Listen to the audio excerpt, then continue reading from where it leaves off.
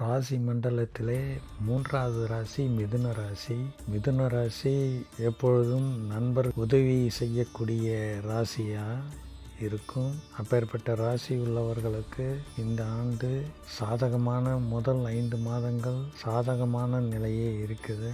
என்னென்னா இவங்க ஆடம்பரத்தை செலவையும் முதல் 5 மாதங்கள் சிக்கனமாக செயல்பட்டால் நல்லா இருக்கும். பண வரவுக்கு ஏற்றாற் போல் இவங்களுடைய செலவுகளை அனுசரிக்கணும்.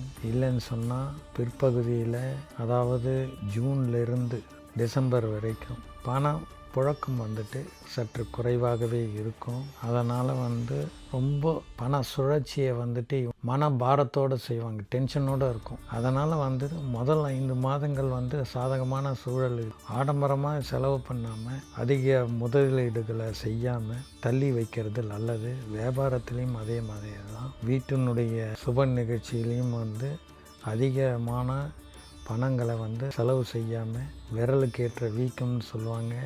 தன்னுடைய சக்திக்கு ஏற்றாற் போல் அந்த நிகழ்ச்சிகளை நடத்திக்கிறது நல்லது. அரசாங்க உத்தியோகத்தில் இருக்கிறவங்க மேல் அதிகாரிகளிடம் வீண் வாக்குவாதங்களையும் முரடையும் பிடிக்காம அவங்க சொல்கிற பேச்சை கேட்டு வேலைகள் செய்வது இவங்களுக்கு நல்லது. ஏன்னா வேலை பளு அதிகமாக கொடுக்க ஆரம்பிச்சிடுவாங்க. பிள்ளைகள் வழியில் மகிழ்ச்சி தரக்கூடிய இனிய சுப நிகழ்ச்சிகள் நடக்கும். எல்லாமே ஆதாயமாக இருக்கும். உடல் அமைப்புகளில் மருத்துவ செலவுகள், மிதமான மருத்துவ செலவுகள் ஏற்படும். அந்த செலவுகள் ஏற்பட்டு ஆரோக்கியம் கூடும். ஆனால் மருத்துவ செலவுகள் கண்டிப்பாக ஏற்படும். அதனால் இவங்க மருத்துவ காப்பீட்டு திட்டங்களை போட்டுக்கிறது நல்லது. தன் குழந்தைங்களுக்கு நல்ல வரன்கள் தேடி வரும். கணவன் மனைவி 2 பேரும் விட்டு கொடுத்து போகணும். ஏன்னா நிகழ்ச்சிகளை செய்வதில் கருத்து வேறுபாடுகள் ஏற்பட்டு அதனால் மனச்சங்கடங்கள் கணவன் மனைவிக்கு இடையே ஏற்படும். அதை தவிர்த்துக்கிறது நல்லது. கொடுக்கல் வாங்கலில் எப்பொழுதுமே தன்னால் கொடுக்க முடிகிற தேதியை காட்டிலும் ஒரு 10 நாள் தள்ளியே சொல்லிக்கிட்டா இவங்களுக்கு அவப்பெயர்கள் ஏற்படாது. மற்றபடி இவர்களுக்கு நினைத்த காரியத்தை முடிக்கக்கூடிய ஆண்டாக இருக்கும். பண வருவாய் சற்று குறைவாகவே இருக்கும். அதனால் பயப்பட தேவையில்லை. ஆனால் எல்லா காரியத்தையுமே வெற்றிகரமாக முடிச்சுப்பாங்க.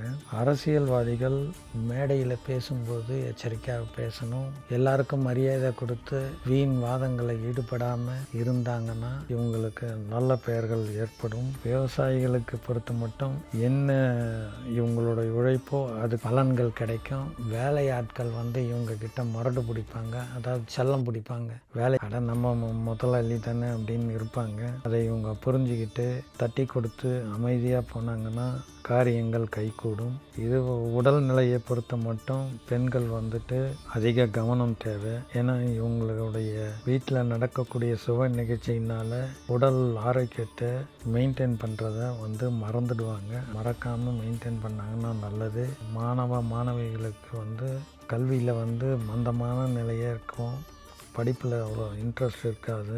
அதை இவங்க மாற்றி சரஸ்வதியோ அல்லது விநாயகரையோ வழிபட்டாங்கன்னா படிப்பில் நல்ல கவனம் ஏற்படும். சனிக்கிழமைகளில் நல்லெண்ணெய் தீபம் நவக்கிரகத்துக்கு போட்டு நவக்கிரகங்களை சுற்றி வர்றது இவங்களுக்கு நல்ல சாதகமாக இருக்கும். இவங்களை பொறுத்த மட்டும் இந்த ஆண்டு 100க்கு 60 மதிப்பெண்களை பெறக்கூடிய ஜாதக அமைப்புகளாக இருக்கிறாங்க.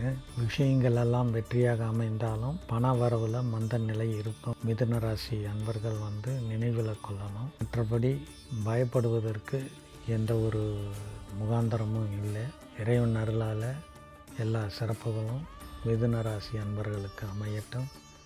ஜெய் விஜய் பவ.